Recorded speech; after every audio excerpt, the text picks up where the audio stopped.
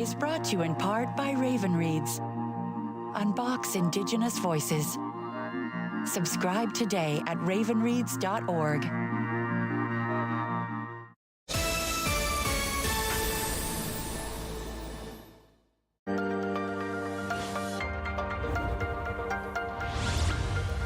Welcome to the local campaign here on Rogers TV. This is a special edition, our municipal election primer. That's right, getting you set, of course, just days away, depending on when you're watching this, perhaps hours away from our live coverage on election night. And we certainly encourage you to join us here on Rogers TV at 7:30 p.m. on election night. I'm your host, Derick Fage, and let me introduce you to our panel of political pundits. Joining me here today, I'm joined by Bruce Deachman, columnist and journalist with Post Media. Welcome, Bruce. Great to have you here. Thanks very much. Good to be here. Great to have you. And Mark Taylor, VP of Resource Development with United Way Eastern Ontario, and of course, former City Councillor, former Deputy Mayor as well. Mark, welcome. Great to have you as well. Nice to be here. And my colleague from Rogers City News Ottawa, David Smith, joining us, the host of the Talkback Hour from 9 to 10 a.m. weekdays on City News. Welcome, David. Great to have you here as well. Thank you for the invite. So great to be in studio with you. Wow, where do we start, gents? My goodness, there's a lot to talk about. Let's talk about the mayoral race, because that's what everybody's talking about right now. Certainly, we know we have two main leaders in Catherine McKenney and Mark Sutcliffe, Bob Shirelli being third, but Noor Kadri coming into the conversation as well. Mark, let's start with yourself, because you've been through this process before. As I said, days away, hours away, depending on when people are watching. Who do you think is the lead here? Because we've seen with the polls that race is narrowed a little bit. Yeah, I thought you were going to pick on Bruce first, but for sure, I think it's a fairly dynamic election, given that this is the first time in 12 years that people are going to be seeing a whole bunch of different names on the ballot. I think right off the top, you indicated, as I think everybody in Ottawa probably feels, that this is a race primarily between Mark and Catherine, or Catherine and Mark, that Bob Shirelli is absolutely a factor in the race and continues to poll as such, but that chances are we're going to wake up on Tuesday with either Mark or Catherine being the mayor. Now, it is so close, and of course, people hate picking a horse kind of thing, but I'm telling you, looking at the way that the media and people's response to the candidates is whipsawing back and forth every day, at this point, I think if I was either one of the candidates, I would be working full out and not taking anything for granted. Bruce, how do you think it's changed? Certainly, in the way that each of those top two candidates are approaching the campaign. Have you seen any changes over the last week or so? Yeah, I think I have. I've noticed that early on in the campaign, Mark was attacking pretty much everything Catherine said, and Catherine was ignoring Mark. And in the last few days, the McKenney campaign has been responding to everything Mark says and does, and I think that's an indication of the fact that they are so close together. Yeah. I think both of them should be working on two speeches for Monday night. David, you've been following this closely, of course, and taking calls on this and hearing from residents. What have you seen in this campaign so far? And of course, both candidates, top candidates, and Bob Shirelli, Noor Kadri have been on City News as well, on many of the shows. What have you seen? So a few things. When we take calls at the radio station on City News, when we poll the audience, generally the response we get is, most people believe this is a race between Catherine McKenney and Mark Sutcliffe. Not to say, though, that those other candidates, the also-rans, you might call them, aren't important in the race, especially Bob Shirelli, but Noor Kadri as well. Param Singh is another person who's impressed me. It's his first time running, took a leave of absence from the Ottawa Police to run. Right. And when I've spoken with him directly, very impressed, so he may run again. But all that to say, when you have the front two out ahead of the pack, but 3 or 4 nipping at their heels, the vote split becomes incredibly, incredibly important. So when we talk about Bob Shirelli, is he going to play a key role in this race? Yes. Is he going to become the mayor? Probably not, but he could end up being the person that splits the vote, that ends up deciding who is going to win the race on Monday. Yeah, and I'm imagining you're referencing he could be taking some votes away from Mark Sutcliffe. I mean, that's pretty much, that's the obvious one right there, right? And I think when I watch the way that Shirelli has been campaigning, the way his team have gone about it, I think they've spent arguably as much time working to pull votes from mostly Mark Sutcliffe, but also to a certain extent from Catherine McKenny's support inside the Greenbelt. They're spending as much time trying to whip up votes for Shirelli as they are trying to pull them from the other two candidates. So that tells you where their heads are at right away. And some of the latest, Mark, and I'm just going to read this just to give people, a little up to date. McKenny and Shirelli, they have asked the Ontario Civilian Police Commission to investigate the Ottawa Police Services Board's handling of the hiring process for a new chief, suggesting there is a conflict of interest related to Board Chair Eli Elshantiri and honorary co-chair of their opponent, Mark Sutcliffe's campaign. What do you make of this? And a lot of people, I don't think, have an understanding of how council works when it comes to electing a new police chief. Having been there, Mark, maybe you can explain it to our viewers. Well, I mean, it is Police Services Board's choice to go ahead with the hiring. I mean, there is no, to my knowledge, there's no legal requirement that council sign off on it, and I haven't read anything that indicates that's the case. Now, that said, convention is that the Police Services Board does consult with council in some way, shape, or form on the choice for chief. Police chief, particularly in a capital city, is an incredibly difficult job. It's also a somewhat political job. And so, as much as we can do to depoliticize it, I think we should. I think you heard Mark Sutcliffe, I think he was trying to depoliticize it by saying, I'm not going to wade into it. If this is delegated to Police Services Board to do, I think they should be the ones to do it.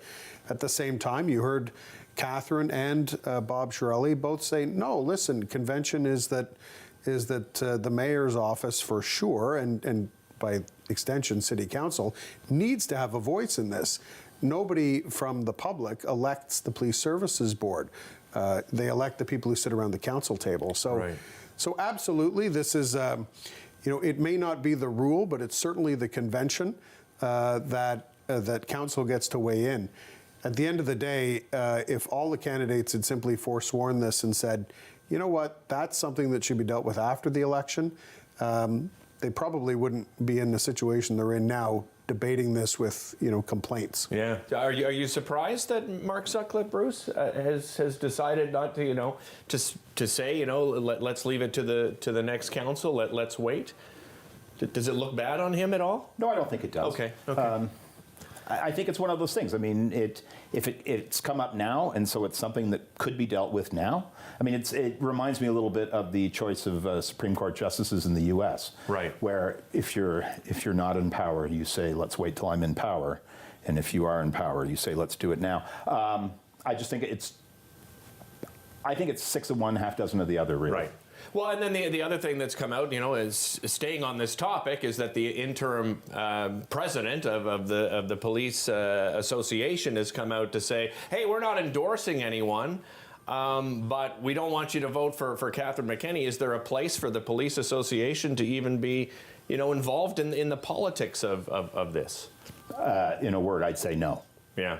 Yeah, that's what and I know, David, you took a lot of calls on this week. What did you hear from residents? I did a radio show this morning about the Ottawa Police Association wading into the mayoral race, and my question for the listeners was, do you think this is an inappropriate politicization of the Ottawa Police Service? And I have to tell you, I was a little bit surprised by the response. Most of the callers I got, I would say, are likely Mark Sutcliffe supporters, if not Bob Shirelli supporters, and most of them welcomed the move, did not think it was out of turn. They agreed it is a politicization of the police force, but they felt that Catherine McKenny threw the first stone, so to speak, in that in their outspoken support of the defund the police movement in the past 2 years, followed by their attempt to distance themselves from that position early on in the campaign, a lot of listeners did pick up on that, and they felt that was the first stone politicizing the Ottawa police, and they were thankful that a third party, I should say, came out and corrected the record, or at least set a record,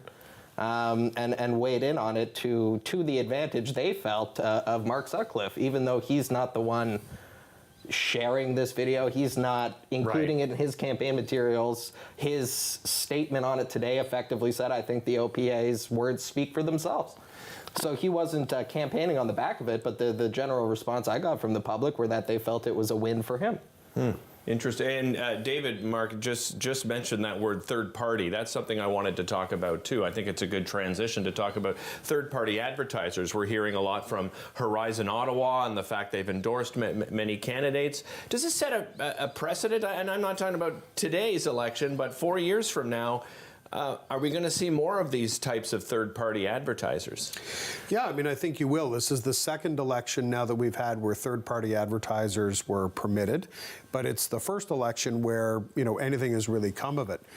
Certainly, Horizon has gained a lot of ground, you know, certainly in the social media ecosystem, making kind of their positions known and, you know, their picks for who they would like to see in office. I think, you know, after every election, the province reviews the Municipal Election Act and decides, you know, what changes it wants to make. I think it might have been a step too far to allow third parties to take a position on candidates as well as on issues. I think allowing them to take a position on issues, absolutely probably a good thing, because it helps elevate issues into the forum for public discussion.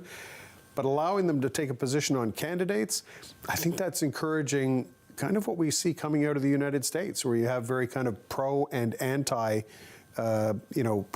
candidate movements. Right. That, you know, some people believe, some people choose not to believe that they're aligned with certain candidates. You know, they're supposed to be completely separate and not connected in any way. But you can absolutely see, you know, the lines. And of course, in this particular case, Horizon has chosen candidates to endorse, including one of the mayoral candidates. Yeah. Bruce, what do you think? What are your thoughts on third-party advertising? I think it can sometimes help. I think it can sometimes help voters. I was thinking of in Matthew Fleury's ward, where there are 10 candidates. So for voters, it might just help them sort of winnow through. I mean, assuming they align themselves with Horizon Ottawa. Very often, I think, you know, Horizon Ottawa will choose a candidate that isn't, you know, is going against an incumbent that is likely to win. And so I'm not certain that Horizon Ottawa has all that much power. Okay. I mean, they have some influence, David. I guess the reason why I bring this up, because I wonder if, you know, down the road, let's be honest, they're left of center. They're a group, an organization that's left of center. Does this set it up for elections down the road where we're going to see, you know, the right of center third-party advertisers, and we're going to see more of these, you know, the constant attacks that we're seeing, in particular on social media? 100%. Yeah. 100%. I think that, any politically inclined group that's halfway organized is going to look at the success of Horizon Ottawa, at least their profile, and say, we need to copy that. We need to emulate that, and we need to put that force to work for our candidates. I think you might say that you see a little bit of that on the right side of the political spectrum. Some would say the far right side in the trustee board or the school board trustee elections, which have become very much a new frontier for the so-called culture wars, where you have loosely organized elements of those parts of the right-wing spectrum who are very much anti-gender identity and teaching children about gender identity. They are organizing to try and run a slate of candidates who are going to combat that at the school board level. Now, is that going to turn into any actual change on the ground? I don't know, but I think that, absolutely, where you create a vacuum where people can insert themselves and influence an election, organize, spend money to influence an election, of course people are going to do that. All right, we're going to take a quick break. Stick with us, gentlemen. Stick with us at home. We'll be back after this. You're watching a special edition of the Local Campaign here on Rogers TV.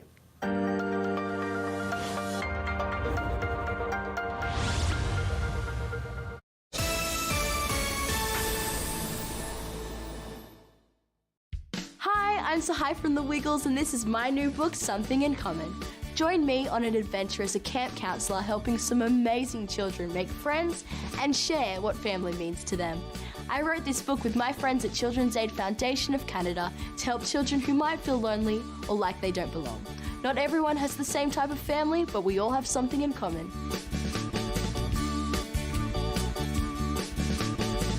Download Something in Common for free. watching hockey just got a power play with NHL Center Ice and Super Sports Pack.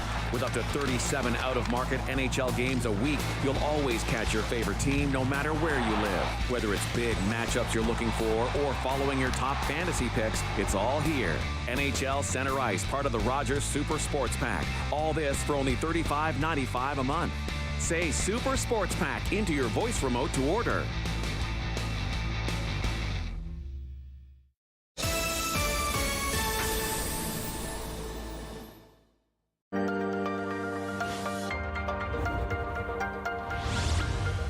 Welcome back to the local campaign here on Rogers TV, our special edition of the Municipal Election Primer. I'm joined by Bruce Deachman, Mark Taylor, and David Smith. Mark, I'm going to start with you, and let's stay on the mayoral race here because there's still a lot to get to. You've gone through this as a councillor. When you look at this mayoral race right now, where do you think they should be putting all their attention? Knocking on doors, I know, is always the #1 priority. Is there anything else that they should be doing at this moment, do you think, Mark? Well, I mean, if you're talking from the position of kind of practically campaigning, I mean, you're absolutely right that this is the time where they should be putting all their efforts into trying to pull over any of those undecided voters that they can into their camp. Typically, door knocking, sending out door knocking teams. If you're a mayoral candidate, you can't be in every corner of our exceptionally large city, so you're sending out door knocking teams, trying to get that last minute support, get people into your camp. You're also trying to use your various other platforms, the media and other mechanisms, to get your message as sharp as you can, as crisp as you can, into many ears as you can. That's really the mission in the last couple of days. While behind the scenes, your organization is really mobilizing to get out that vote, right? You've spent time convincing people.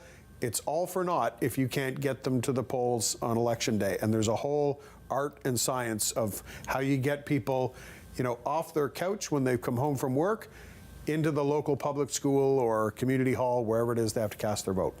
Let's talk some priorities here, and David, I'll start with you. Public transit, right? Latest polls show public transit, housing, affordability, all of these things. But when it comes to public transit, and you look at these platforms right now, is there any platform that stands out to you that someone can actually get something done on public transit without? I mean, Catherine McKenney obviously has eyes on the file better than someone like Mark Sutcliffe or Bob Shirelli. What do you think? It's a very tough question.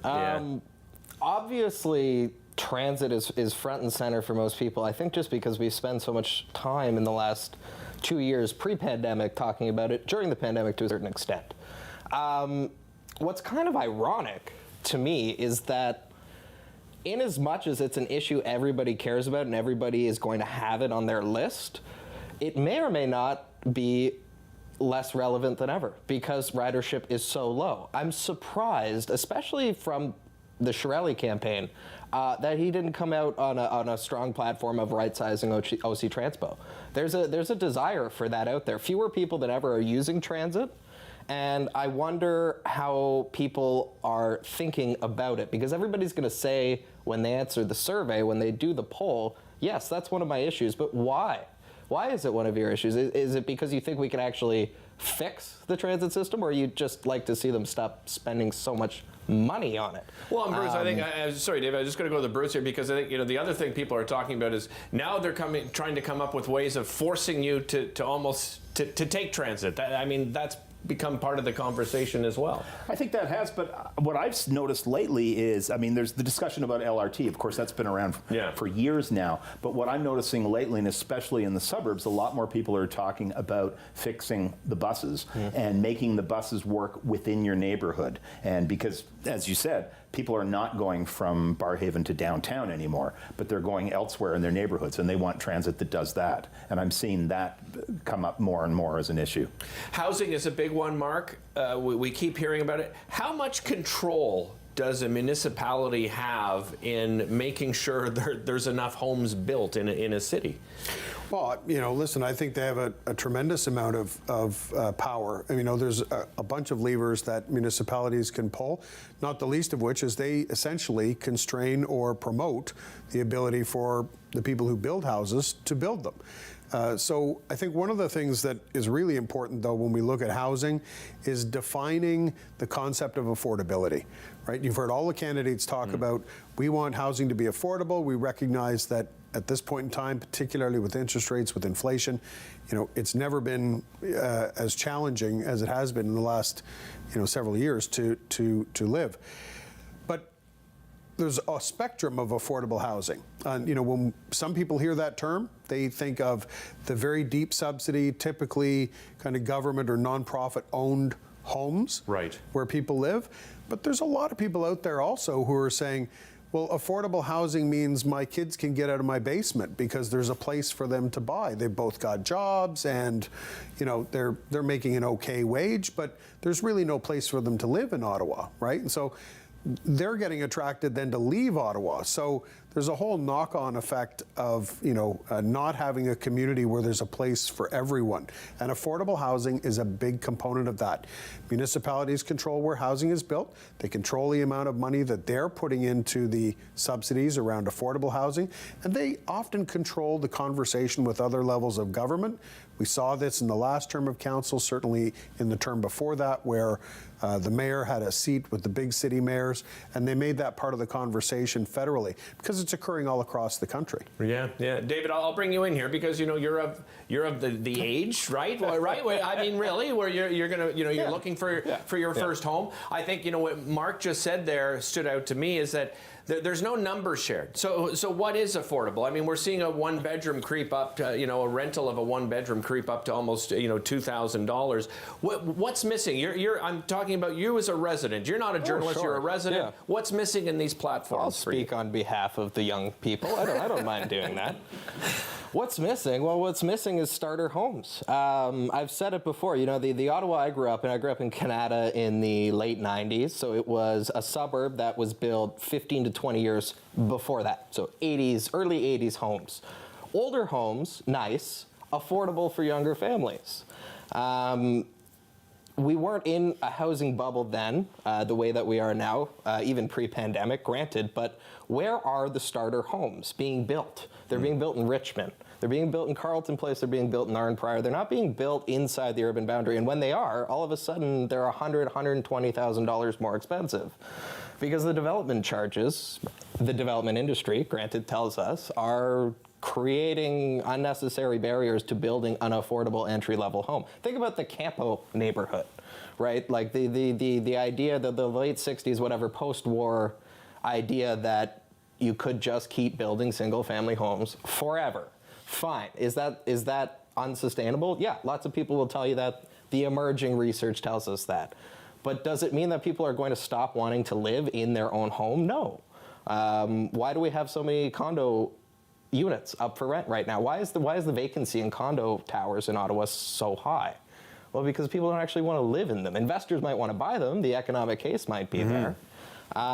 So I think, and I would, as a secondary point, and I might defer to Mark on this, I wonder if people are, for the first time in this election, really starting to appreciate how the municipality controls where housing is built. Are people now more than ever realizing the connection between zoning and the cost of living? I think that might be the case, but I would defer to you. Well, let's throw it over to Mark. I mean, zoning's been something that's been talked about quite a bit when the housing issue gets brought up. Yeah, absolutely. And we have at least one candidate in Bob Shirley who said, no, I'm pledging to protect that kind of that R1 zoning, which is kind of the code for single-family homes, mostly in a suburb kind of thing. Right. I think, all of the work in the last several years, and not just within the city and the planning department, but also in kind of that planning ecosystem, has talked about what's called a missing middle, right? Which means you've got your single-family home neighborhoods, largely, is how they were built. You've got your condo towers, and but you don't really have those middle-of-the-road kind of products that you see in other cities, right? You see the brownstone walk-ups, those kinds of things, nestled into neighborhoods with single-family homes. And the reality is, if we keep building single-family homes and we don't find a way to intensify, then you're just going to continue to drive up the cost, right? Right. So there's only three places you can really go. You can go out, you can go up, or you can build in between. We know that we really don't want to expand the urban boundary. When I say we know that, I say that because there's a lot of people who believe that you're just pushing more and more infrastructure out there that needs to be supported, and exacerbating the problem with transit, trying to get people to somewhere else from where they live. You can go up. Ottawa has a bit of an aversion to height. We don't like big buildings. So that means you got to go in between, which means intensifying within neighborhoods. And that's how you take the pressure off, by creating the kind of stock that David's probably going to be looking for when he's buying a house. Bruce, what about yourself? I mean, you're following it closely when it comes to, and you know what? I think a lot of the time that gets left out of this conversation is affordable rental housing, right? I mean, we're talking about buying a home and buying a condo, but affordable rental housing seems to be left out a lot. And I'll even throw, the homelessness issue in here as well, because you've got a candidate in Catherine McKenney that says they will end homelessness in 4 years. Is that even possible? I would say with the numbers that they are throwing out in terms of 500 people, chronic homelessness, 500 people and 300 families, then I think that's possible. I don't think that's too many people to deal with. The fact is that the city spends so much money on housing homeless people in motels and other temporary housing, and it costs a lot more than it would if they had permanent housing. So I think that's something that the city certainly could address. Bruce, I'll throw this to you like I did to David as a resident and not a columnist and not a journalist. When you look at all these platforms and you've been following and you're hearing, what's missing as a resident that you're not hearing enough of? I think there's not a lot talked about people who rent. I believe that Catherine has spoken a bit about, I don't want to use the word clamping down on landlords, but having more regulations. But there isn't a lot about rental properties that I've seen. Mark, let's talk budgets, because we've, Catherine went on the attack with Mark Sutcliffe, and we were talking, all four of us before the show, about this $100 million that's missing. Is there any truth to that when you look at, just with the information that you have? I think it's incredibly hard, during the course of particularly an election debate, when one candidate says, "I found a hole in your numbers," the other one says, "Well, your budget plan is unaffordable," and points to a particular campaign promise, and both of them claim that the same parliamentary budget officer has signed off on their budgets, right? So yeah, it's true. Kevin Page, right? Yeah. Listen, economics at the city are just as they are in your household. The devil's in the details. You would have to unpack all of the calculations as to how Mark arrived at his budget and Catherine arrived at hers in order to see if those budgets are sustainable. At the top end, though, budgets are about choices. So while it's not a loss leader to say that people should pay attention to budgets. Absolutely, they should. But what they should really pay attention to is, what are the choices that we're making, right? The budget is just a tool.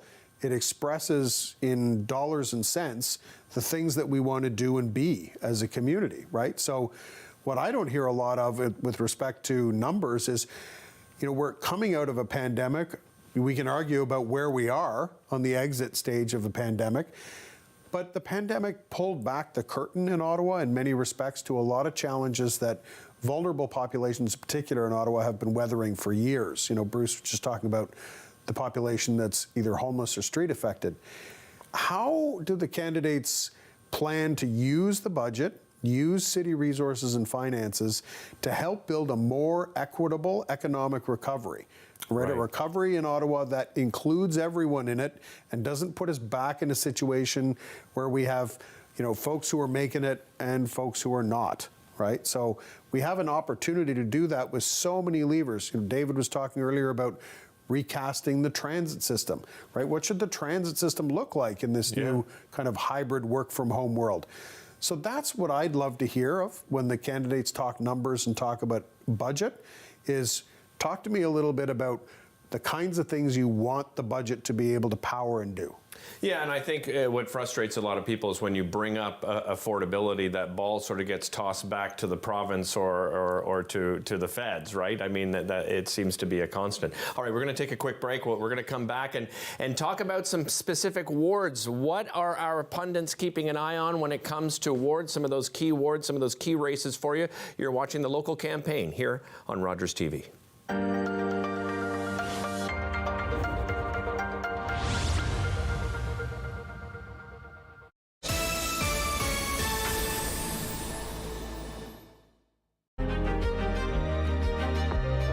Watching Rogers TV.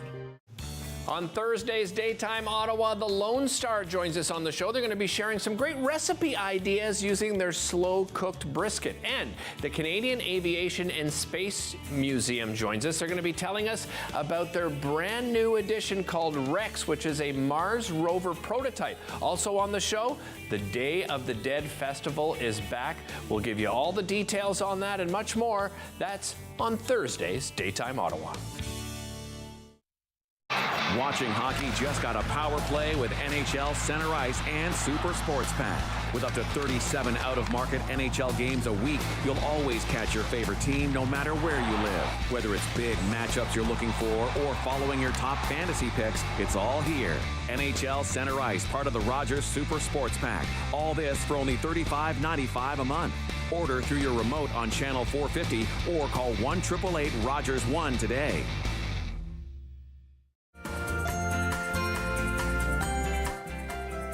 On the next episode of Simply Cooking by Chef, I show you how to fill your freezer with 8 different meals for the next time you're in a pinch.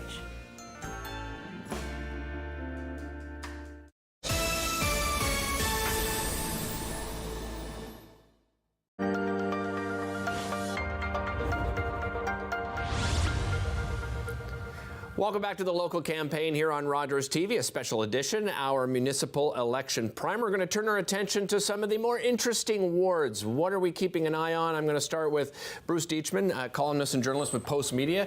Bruce, what one stands out for you? What is one of the wards you've been keeping a close eye on? I'm dying to see what happens in Ward 20 in Osgood. Yeah. I love watching the sparks fly in that race. For those who don't know, and forgive me, I have notes here. So Doug Thompson, who used to be mayor of Osgood and then was councillor, and he retired in 2014, and he endorsed George Deroux, who won. Yeah. And now Doug is against George because he supported the ditch tax in 2018. Right. And so Doug then endorsed a different candidate in 2018, but Deroux won again, so Doug has decided to run. And it's just a lot of name calling back and forth, and then George Deroux, he sent a complaint about, Doug sent an email around showing Deroux's tent, $3,300 tent that he had. $3,500. Okay, I thought it was 33. But anyways, this tent with his name on it that was at a campaign event at a fair, right? Metcalf Fair. Yeah. And that was bought with taxpayer money. But Deroux says, no, the original tent was damaged in a storm, and so this was one that he bought with campaign funds. I see. And then meanwhile, Bob Massaro, who's also running in that ward, he says Thompson has no right to throw stones, and then he points to Thompson's travel expenses back in the day.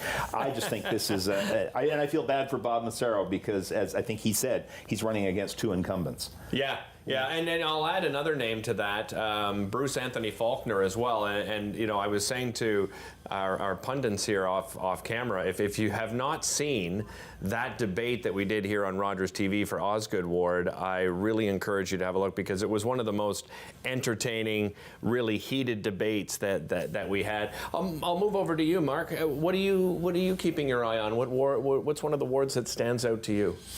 Well, listen, I got to agree with Bruce. Watching what's going on in Osgood is absolutely fascinating when you look at any kind of ward where you've got an existing councillor and then you've got a councillor trying to make a return. And of course, Doug was a mayor of Osgood, so much beloved out there. And we'll see if that turns into enough for him on election day. You know, I'm also, I'll call out my own bias. You know, during the break, David mentioned College Ward. Yeah. You know, my bias is I've known Pat McGarry since I was a kid. We went to high school together. You know, I like Pat. I think he's a great guy. But it's a really interesting race to watch. You know, not the least of which because there's no incumbent, and certainly you've got, I think, a couple of strong candidates in Pat, in Lane Johnson. Yeah. Lane's a Horizon candidate, so she comes with that kind of, you know, I guess if we could argue that horsepower behind her, or that association. You know, Pat's very much running as the outsider, the, you know, I'm not a politician kind of thing. But it's also important, I think, because it's one of those wards where, remember why it became vacant following, you know, Rick Shirelli's decision not to run.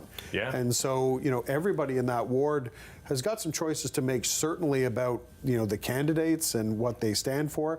But I wonder, you know, to what extent the folks in that ward are going to feel a responsibility to, you know, we need to pick somebody that, you know, can somehow put our ward kind of back on the map, you know, given that our last councillor, you know, is leaving in under kind of a cloud of, you know, you know, a cloud of you know, unhappiness and, you know, certainly unpleasantness. Yeah, absolutely. David, I mean, you might as well continue with that conversation with College Ward, because you were saying that that's one that stood out to you as well. College Ward stands out to me, and I'll connect in Kanata South to this point as well, because, as Mark mentioned, Lane Johnson, left-wing candidate in College Ward, has been endorsed by Horizon Ottawa, has support from Horizon Ottawa in her campaign. Another left-wing candidate in Kanata South, Erin Coffin. Yes. Her name's Erin Coffin. You would have met her at the debate. Very similar platform. Also has the weight of Horizon Ottawa behind her. And I'm very interested to see what happens in Kanata South, because the incumbent there, Alan Hubley, longtime councillor, current chair of the Transit Commission. So to a certain extent, he's been wearing the LRT failure as the chair of that commission, and a lot of people have expressly called for him to resign. If I'm not mistaken, Catherine McKenney at one point called for his resignation, although I could be wrong on that. May have been Sarah Wright Gilbert, but nonetheless, at the time, Alan Hubley, Rob Snow had posed it to him on the radio, and Alan Hubley just laughed and said, well, are any of them offering to do the job? So if it's possible for Erin Coffin, first time running, to unseat Alan Hubley, longtime councillor in his ward, I think that might be a sort of a bellwether, you could almost say, to talk about the falling stones and the shift from the old so-called Watson Club, the old model of city council under Jim Watson. Alan Hubley was an ally of Mayor Watson for many years, not a secret there. So if there's an upset there and Alan Hubley is actually voted out, I think you might see upsets in other wards as well. Yeah, and I think what's interesting there is, you know, just from doing the debate, I really felt there was some really strong candidates there, not just Erin Coffin. And I wonder, because they're strong candidates, is that vote going to be split, you know, between those candidates and giving Alan Hubley the win? And you know, Mark, having gone through this, you look at somebody like Alan Hubley, right, running again. As David said, a lot of criticism, people asking for his resignation. How does he handle all of that? You know, with less than a week left in the campaign, what should his focus be? Well, hopefully diplomatically. I mean, you know, one of the things that this race, all these races seem to be chock full, is a lot of acrimony, which is a little tough to swallow when we all seem to be saying, and every candidate seems to be saying, we want ultimately a city council out of this that works together and works more collaboratively. So it's hard to see from the combat of the campaign and some of the toxicity how that turns into a collaborative council, but we'll see. Yeah. You know, Alan, it's funny, you know, Alan and I were elected for the first time in the same year. In 2010, we were newbies together. So now, you know, we're at the point where he's the old guard. But, you know, he came out of being a community association leader.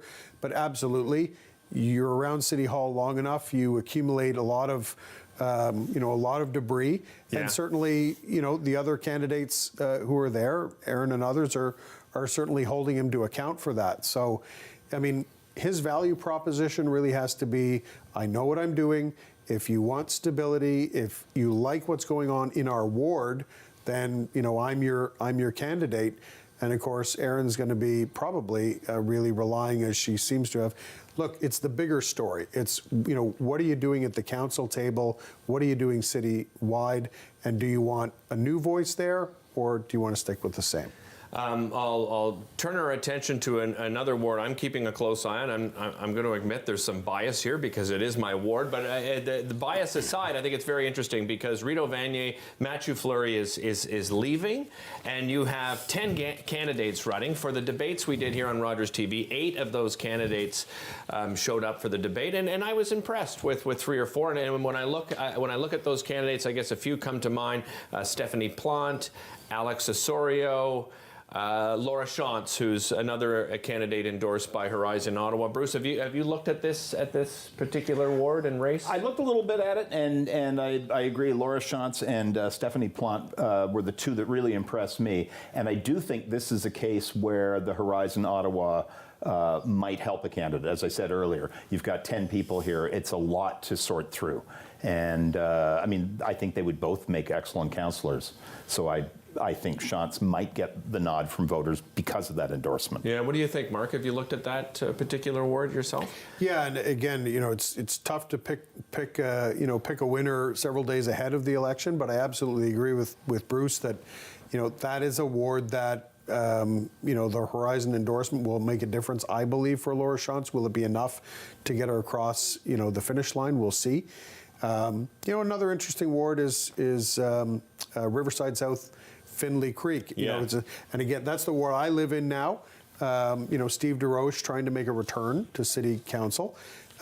It's also one of those wards where the ward boundary has changed. That's right, yes. And so, you know, in that ward and then over in Barrhaven, you know, you've got scenarios where people aren't even sure if their councillor is going to be their councillor anymore, right? And that's always an interesting dynamic, because you get people who go to the polls fully intending to re-elect their existing councillor only to find their name's not on the ballot, right? So that's that'll be an interesting race to watch also. Do you think, can I ask a question? Please. Do you think historic incumbency will work in Steve's favor there? I don't think that the historic incumbency works in his favor. Not the fact that he's been elected before, but you know, he hasn't been out of office that long. Right. You know, I watched him in the debates, and you know, he knows what he's talking about. Right.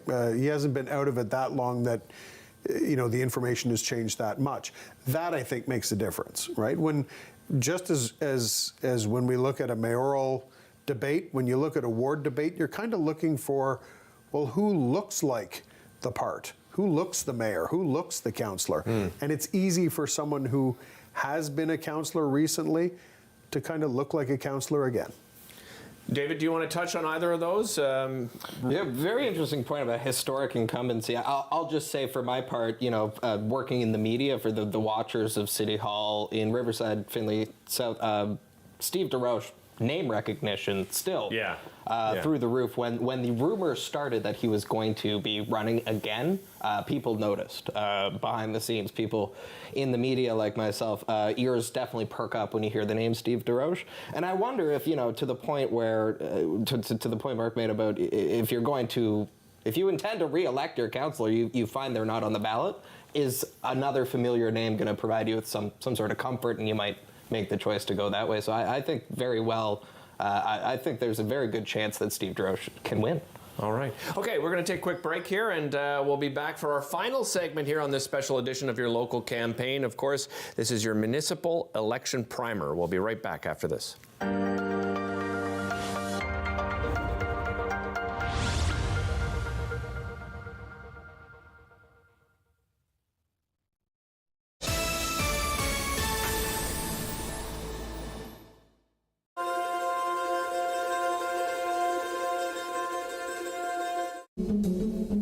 My name is Chase Nicholas. I am a Mi'kmaq hockey player.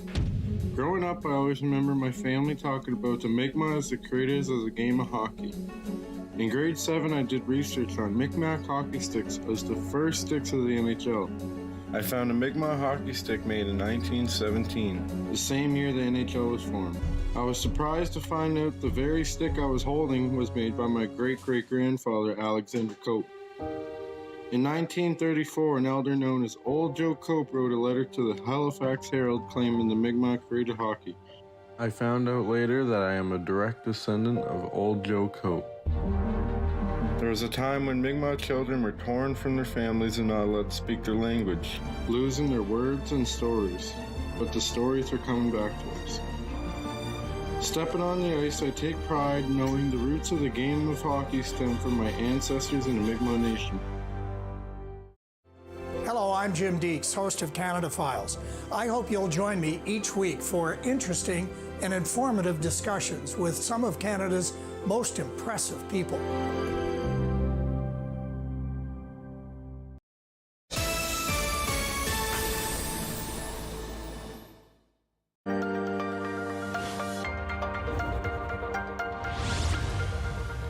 Welcome back to your local campaign here on Rogers TV. This is your election primer, and we're going to continue talking wards until we move on to another topic here. And Bruce, I'll start with you.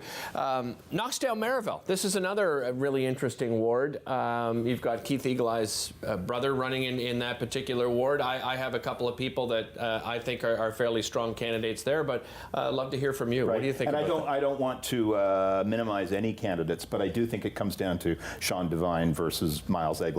Yeah. And both heavily involved in their communities. Eggline has the name recognition of his brother, who was the previous councillor, and I think that'll be a really interesting one to watch. I'm also against anyone who uses puns in their campaign signs. And you'll have to watch. That's my only knock on You'll Miles. have to watch closely Eggly's campaign signs to understand what we're talking about. What do you think of that particular ward, Mark? Is there something to be said for name recognition for Miles? Absolutely, and I think I guess I can speak positively of Keith because he's not on the ballot, so I'm not putting my finger on the scale here. Yeah. But Keith's response, particularly during the tornadoes, during the Derecho, during which that ward took another pounding, his response to residents and supporting them on a daily, almost hourly basis. And it was not news to anybody in his ward that he was also chair of the Board of Health during the pandemic. So the Eggline name, I think, will resonate strongly and favorably in the ward. Some people will either, I think, just assume that it runs in families and cast their vote for Miles. Others, may actually legitimately be mistaken and think they're voting for Keith again, and mark that ballot. And Bruce, I'm glad you brought up Sean Devine because I think he's run a really strong campaign. When you look at social media, I think he's one of the strongest candidates on social media. Any thoughts, David, on that particular ward? Yeah, absolutely. And kind of picking up on something I was talking about a little earlier in the show, it may be, again, another one of those quasi-bellwether ridings where Sean Devine is very much a left-leaning progressive candidate, quite aligned with Catherine McKenney in terms of overall vision for development of the city. Proponents of newer left-leaning ideas, whereas Miles, as far as I can tell, is your pretty standard Ottawa candidate. A little bit left-leaning. We're a pretty liberal city, but very ordinary, traditional, you could say, approach to running the race. So if we do see that ward go for a progressive vote, sort of an orange vote, you could say, over the centrist vote, could be a sign of a tide turning. It is supposed to be a change election. I've said before on air that it doesn't feel like it to me. I think the events of the pandemic and especially the cost of living crisis are forcing people to decide whether they want to vote based on their ideology or based on their pocketbook. And we could see that play out as well in Knoxdale Maryville. Somerset Ward is also interesting, Mark. Catherine McKenney running for mayor, so you don't have an incumbent running there. I look at two candidates there.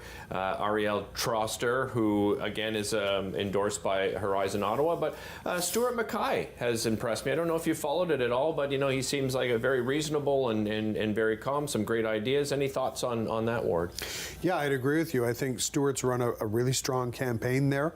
I think, yes, you absolutely have Ariel being endorsed by Horizon. She was also endorsed by Catherine, right? So, that's right. You've got that, forget the whole Horizon thing. You've got the scenario where, there's an outgoing councillor endorsing a candidate, and there's always, good and bad attached to that. But, I think that carries a lot of weight for Ariel.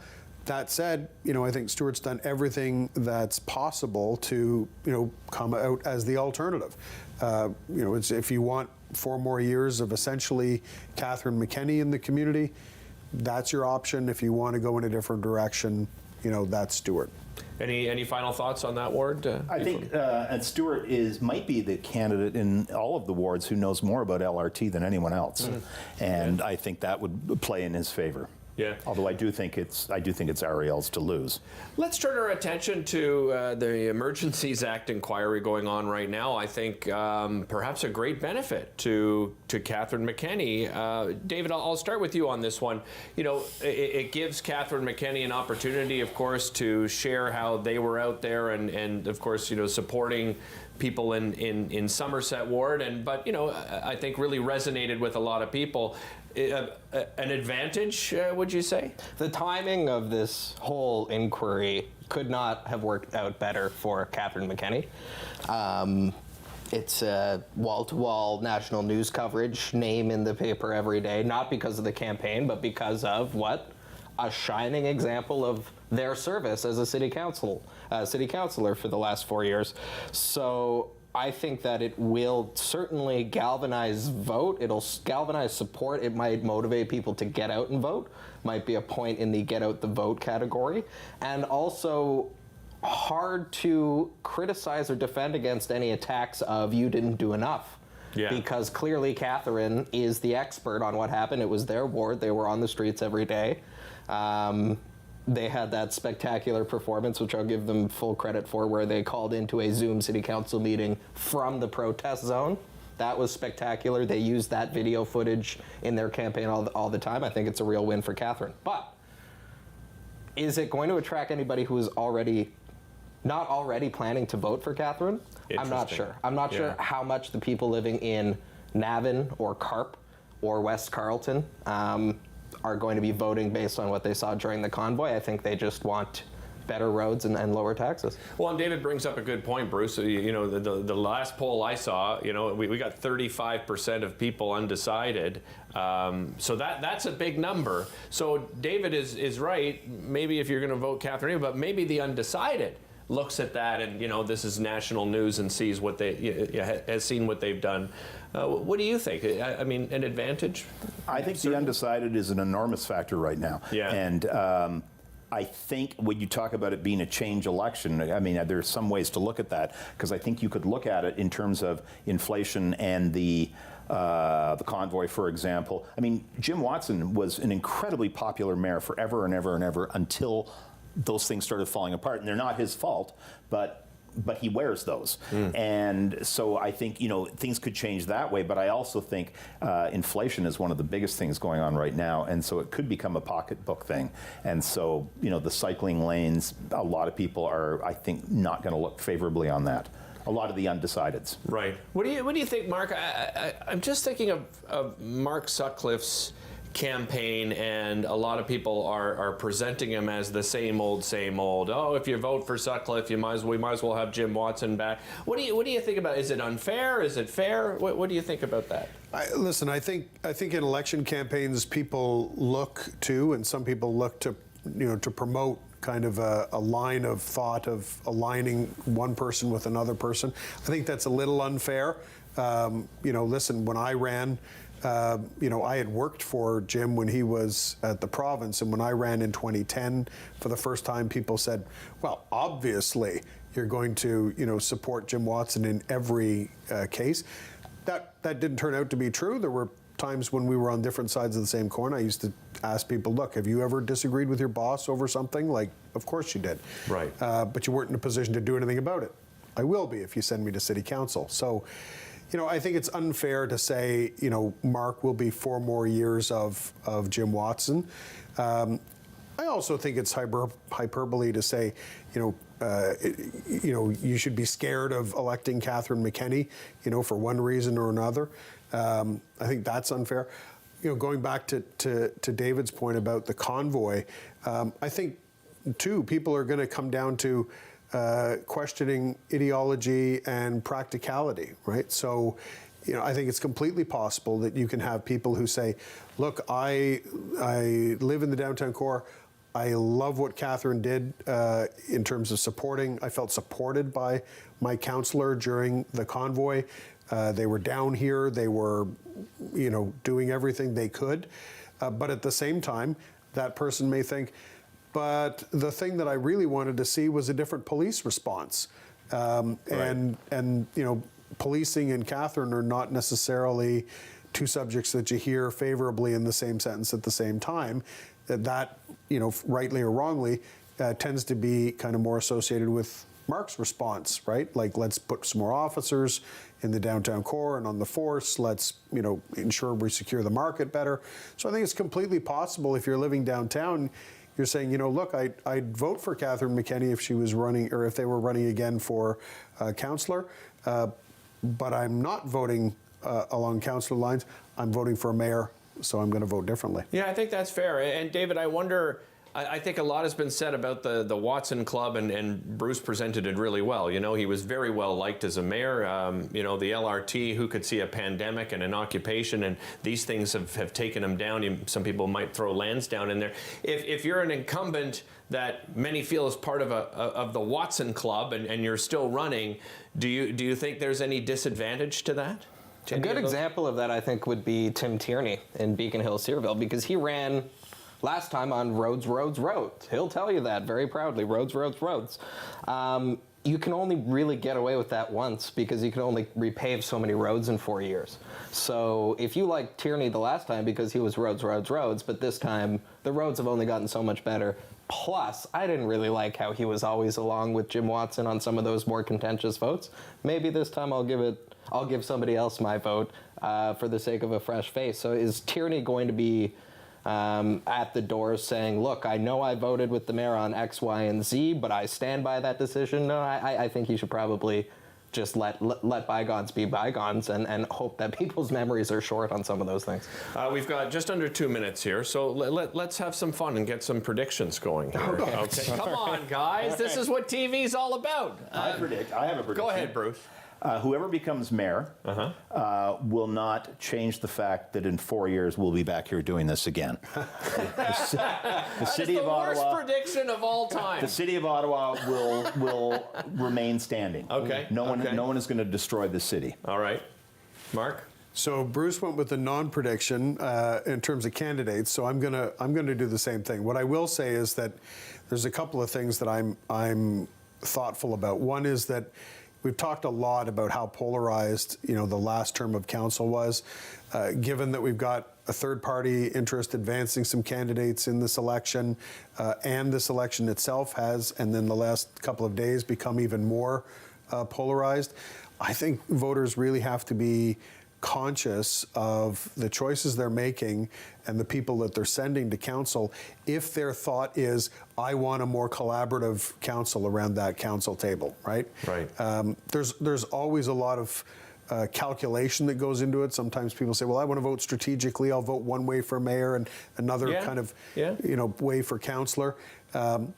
Fine, but my suggestion to voters would be vote on the basis of what you think represents you best. Okay, very quickly. David, do you have I'll go with a real prediction. Okay. And I'm going to tell you that the mayor's race is going to come down to 2,500 votes. 2,500 votes. Okay, I like that prediction. Close. Here's my prediction. No matter who gets in as mayor, one of them within this 4 years will use the new strong mayor powers. There's my prediction. Good one. Get out and vote. October 24th is the day. Thanks so much for watching this edition of Your Local Campaign.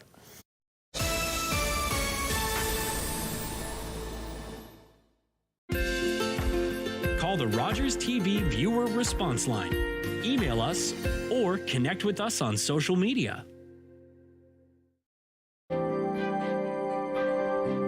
This is Rogers TV.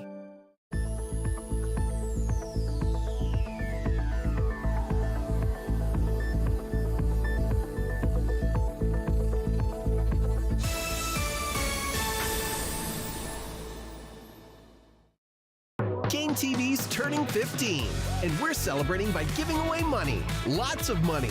Watch Game TV weeknights at 8. Spot the special code and enter at GameTVContests.com, where you'll have a chance to win cash prizes totaling over $80,000. Yes, $80,000. Don't just watch the winners, be a winner. Game TV's Watch and Win Anniversary Contest, September 12th to December 16th. Visit GameTVContests.com for more info. Join me for Season 3 of Paula Roy's Favorite Foods.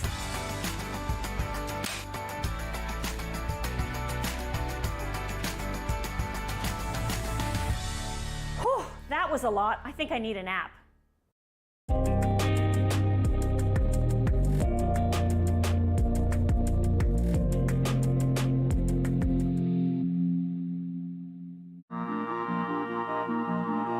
Closed captioning